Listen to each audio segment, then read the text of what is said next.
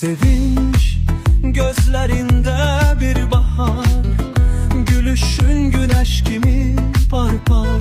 Sen güləndə dünya renk alır. Sevinç benim xoşbəxtliyim var.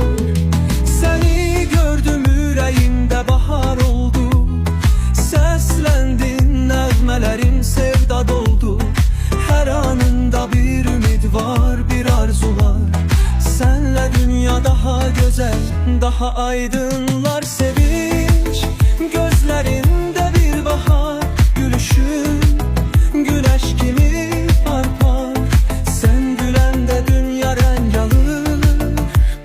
Sevinç benim xoşbəxtliyim var.